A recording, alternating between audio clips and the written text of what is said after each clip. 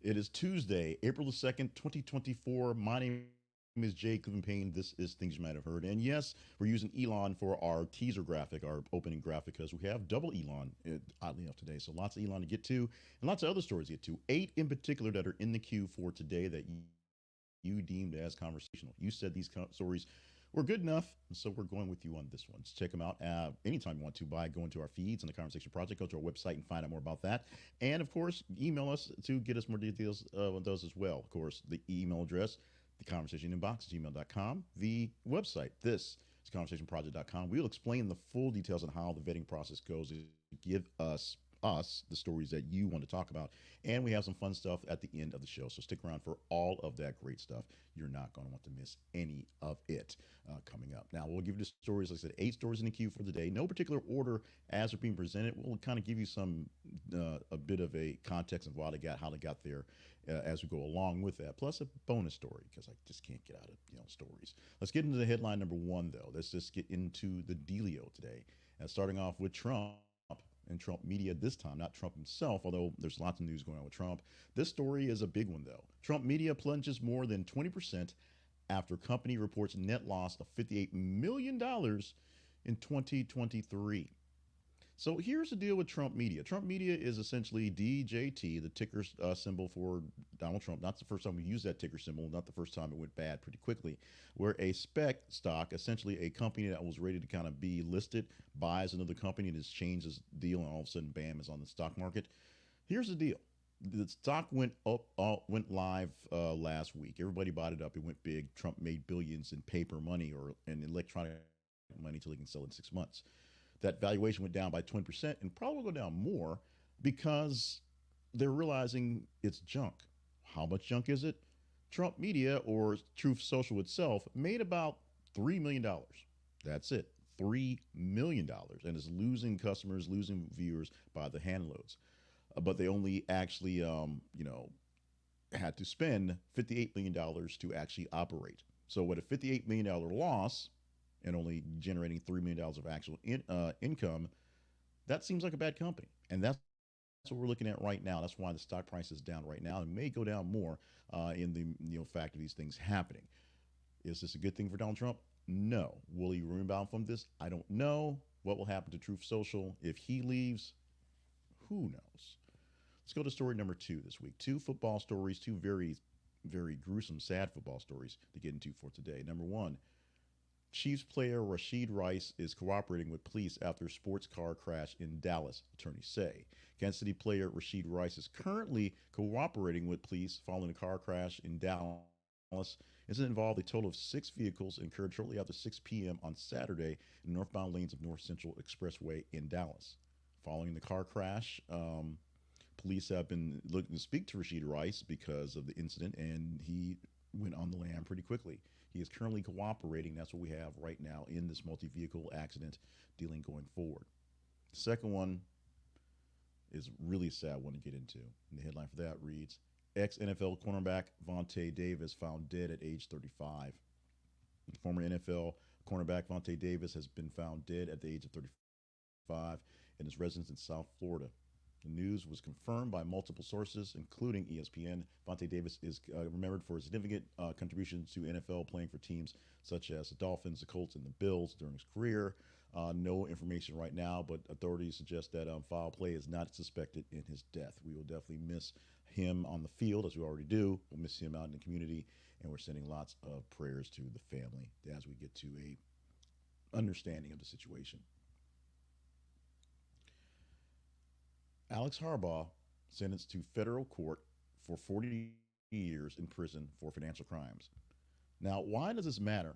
It's interesting because he's already serving 2 life sentences for the murder of his wife and his son. Right now, he's been convicted on the actual crimes that I guess the other crimes are sort of hiding, if you will. This guy is a real piece of work, but we know right now he's getting 40 years in federal prison for a series of financial crimes, essentially defrauding his company that he owned, he worked for, and taking money from that one. That's how he was really known, for being kind of sleazy. And then the murder charges came. It's an interesting case, and how you're going to serve extra time on top of extra time. As people said, this is essentially a life sentence, although he's got 2 other life sentences going forward. We'll see how this thing plays out as they actually work out the deals and how they're going to concur this sentencing. But another 40 years added to the time he's already doing for murder, this time for financial crimes, defrauding the people of South Carolina and his company specifically. Story we have at number 5 this morning.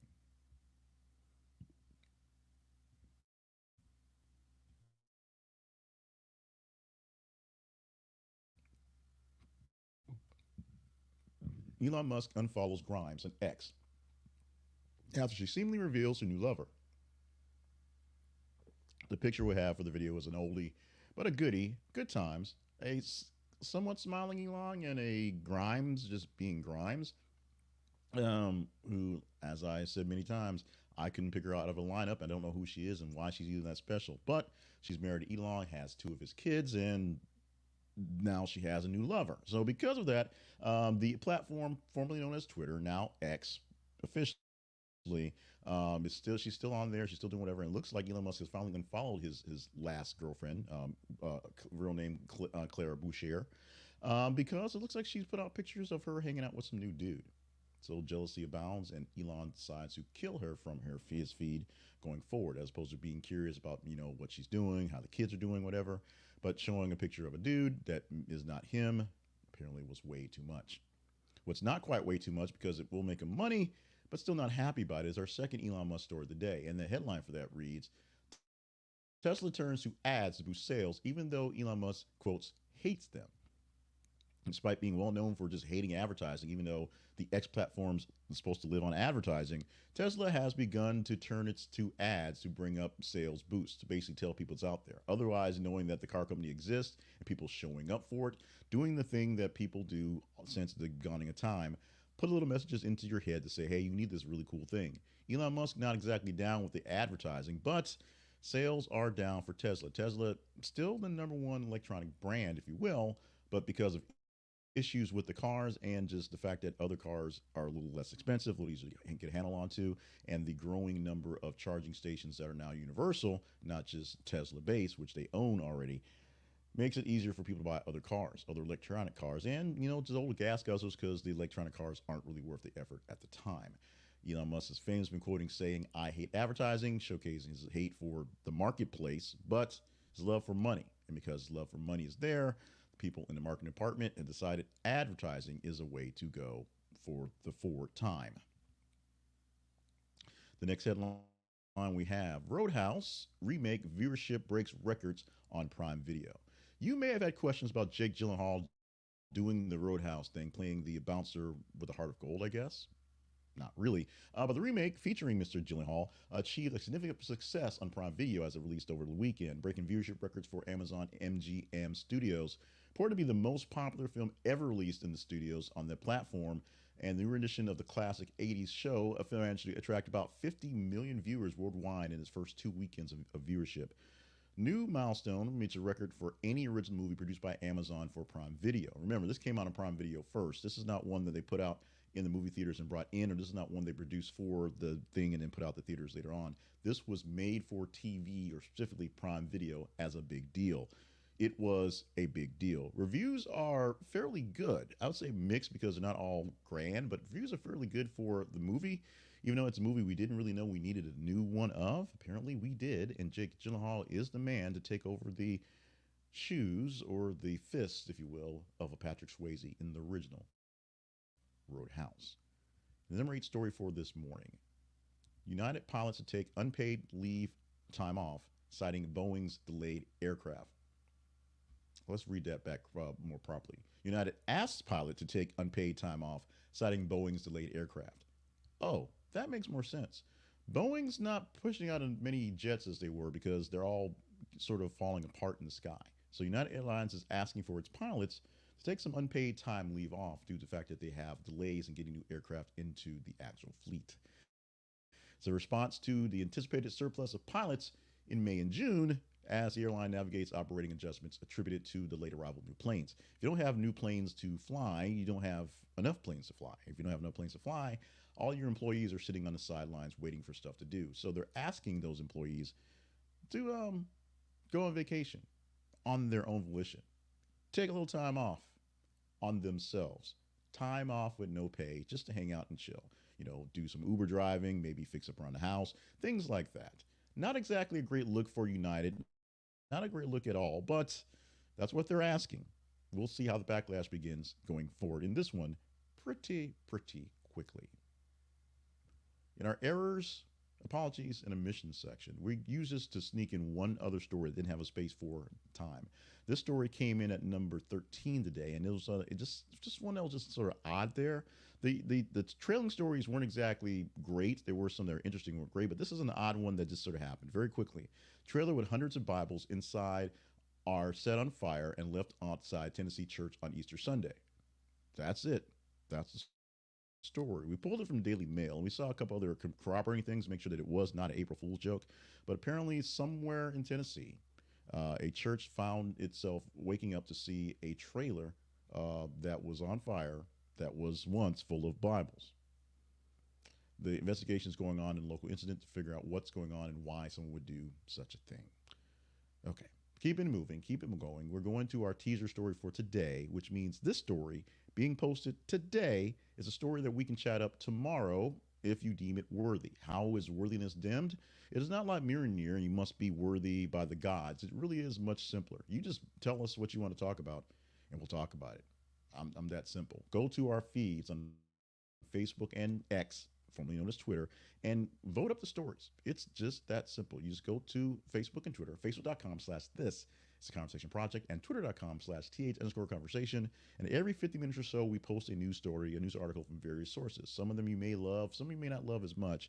Some of them we worry of whether they're actually true or not, but we post them and see how your engagement goes. If you love it, you engage in it. That means you click like, love, hate, share the little emoji thing, and you share it with folks. You read it a couple times, and if it gets the higher engagement score, we have a chance to talk about it. We'll take the top 15 stories from today. We'll get over 30 stories today. We'll talk to top 15 stories and pull 8 of those for your headlines for tomorrow. That's what we did for today as well. Oh, the story we're teasing, this is one you could pick. Otherwise, whatever's out there is what's out there.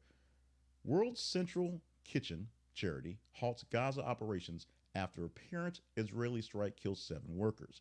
This earlier in the day was a story that said 5 workers and went up to 7. Israel is not doing a nice job of being nice with its war in Gaza, which you can kind of expect. However, the casualties that are, civilian type casualties and casualties that should not be happening are much larger than people who should be good at targeted striking are doing. The World Central Kitchen, this is the boat and the charity that just kind of comes in and feeds people wherever, whenever, however, and they get it done. They're moving out. They can't do anything for the people if their aid workers are being killed in the attacks, and that's what's happening right here. We'll see when they'll unsuspend their operations when they get back onto the field, but right now it is pretty dire. A bit more extra into it than I probably should have went into, but if you want to go even deeper into the story and why and what's going on and how they do things, you just engage in it today and we'll talk about it tomorrow. Go to our feeds on Facebook and Twitter, engage in the story. The higher engagement the story gets, the better chance of talking about it on the next day, the next iteration, which is, of course, on Wednesday. Let's move on to our spotlight sponsor for the day. It is the Blinkist app. Blinkist, found at thisistheconversationproject.com/BLINKIST. Blinkist is an app that lets you get through things fast. Now, we've had kind of a rough start to the morning, so we're trying to get this thing done as quickly as possible and doing a little less yakking than we have been lately. You probably like that because it's pithy, it's moving things forward. You probably like reading more books, except they take a lot of time to read with all the words and stuff. Yes, words can be an issue in modern books because you've got to fill them up with lots of pages. That means lots of words that may or may not be necessary. Blinkist will help you out with that. Catch up on all the great autobiographies and nonfiction books that you're missing, and they add new books every single week by using the Blinkist app. You use this app, and it gives you blinks. That is the pure essence of the stories, pure essence of the books, essentially knocking down into the most important details, give you a little bit of insight on those things, and get you through the book in 15, 20 minutes, sometimes as much as 30 to 40 minutes. But those are things that are like 8 hours abridged. So it takes a little time to get through all those things. A lot of blinks to get through, a lot of points to get through on those books is there. You can also share your love of quick reading with other folks using Blinkist Spaces. And that way they don't have to actually own the app. They don't have to pay for the app, but they can share the love in the short books and you can talk about them in the spaces. but someone has to pay for it. So we're asking you to step up to the plate. Go to our website. This is theconversationproject.com/Blinkist. This is theconversationproject.com/Blinkist, and get in on the Blinkist app today. This is an affiliate link, so we get a small commission for you installing the app and keeping the app. So we think you're going to love the app. We really sure you're going to love this app because you're here for quick news, quick updates, things that get missed, and books you may have missed with a lot of time can be picked up using Blinkist. I listen to a book on the way to work, and I listen to a book before I go to bed every single night. That's 2 books a day, literally, every night. So you can do the same thing, or maybe more, maybe less, with the Blinkist app. Check it out at this. It's theconversationproject.com/Blinkist today.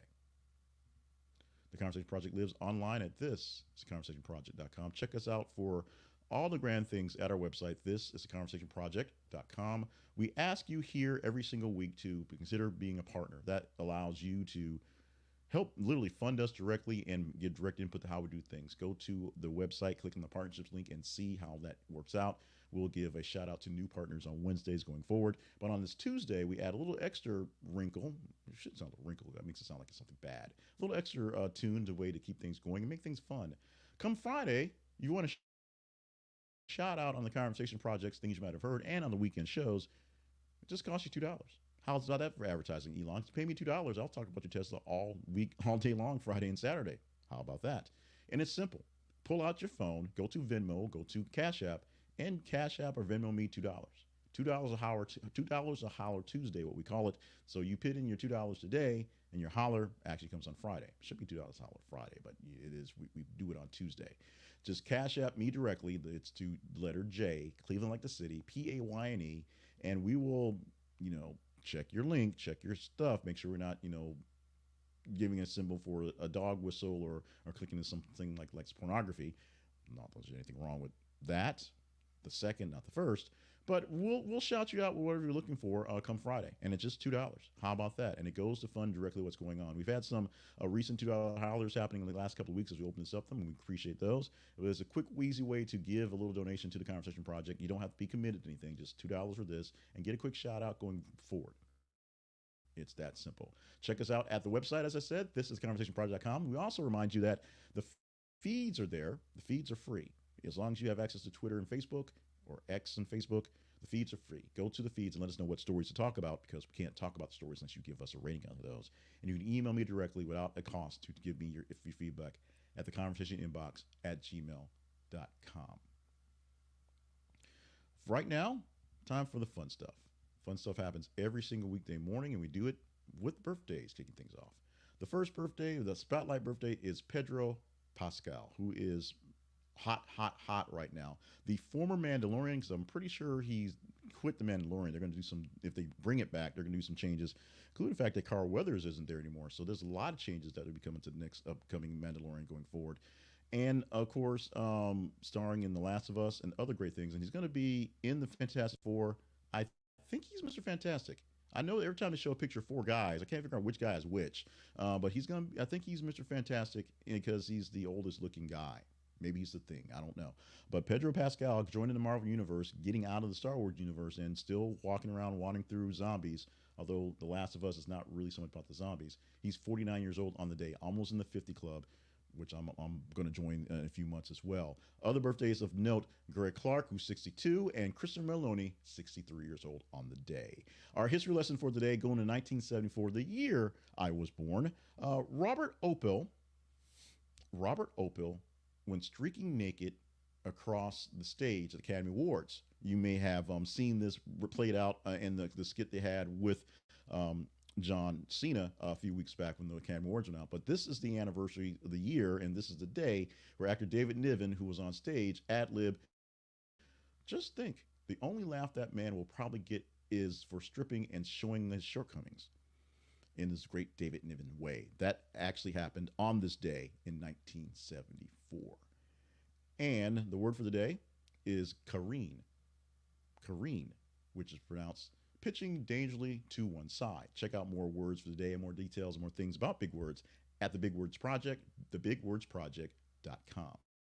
Finally, peanut butter jelly time, because it's peanut butter and jelly day. Peanut butter jelly day is what we have on the day for today. So celebrate the greatest combination of foods that might not be peanut butter and chocolate. They're number two, but you can't go wrong with PB&J because you can mix it up any way you want to. You can do it in a sandwich, you can do it on crackers. It's an American staple for a gajillion years. I mean, we've been eating peanuts for peanut butter for about millennia going forward, and it just makes it so ummy, yummy, chewy, and just delicious. You can put special butters on it. Use whatever nut butter you want to. You don't have to do peanuts itself because people are almond butter and yeah, sure, whatever. Peanut butter is the classic. Whatever jelly you want to. I always go for strawberry, sometimes grape, but get yourself some peanut butter and jelly or jam. It's peanut butter jelly day. Celebrate accordingly. And finally, not The Rock coming back to Brooklyn as he did last night for Monday Night Raw, but finally, the book project I've been pushing for 2 weeks, I can actually push properly. The Big Words You Ought to Know, Volume 1 book, is now published in paperback because some idiot had the wrong ISBN number in the actual manuscript and kept kicking it back, and I didn't, look to read the stuff.